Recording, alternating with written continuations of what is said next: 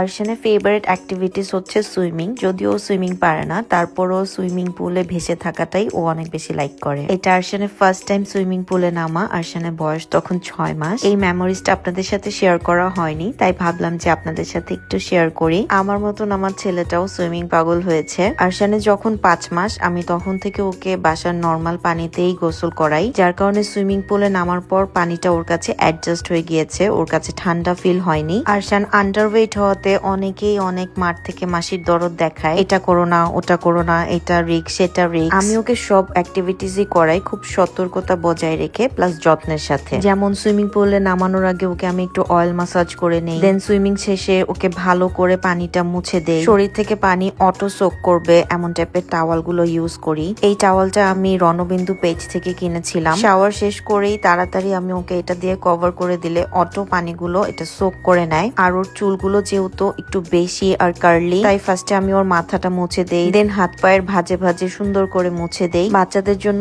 এই টাইপের soft টাওয়ালই use করা উচিত, যেহেতু ওদের স্কিনটা অনেক সেনসিটিভ। মা হওয়ার পর অ্যাটলিস্ট এতটুকু বুঝেছি বাচ্চার জন্য কোনটা ভালো হবে কোনটা খারাপ হবে সেটা মায়ের চেয়ে বেশি আর কেউ বোঝে না। বাবাদের সাথে অ্যাটাচমেন্ট বন্ডিংটা বেশি থাকলেও বাবারাও এতটা বুঝে না যতটা মা বুঝে। নিজের বাচ্চার কমফোর্ট জোনটা একমাত্র বাচ্চার মাই এনশিওর করতে পারে। সো অযথা মাদেরকে অ্যাডভাইস দিবেন না, স্পেশালি নতুন মাদেরকে। নতুন মায়েদের অ্যাডভাইসের থেকে দরকার সাপোর্টের। পারলে সাপোর্ট করুন, আদারওয়াইজ মুখটা বন্ধ রাখুন।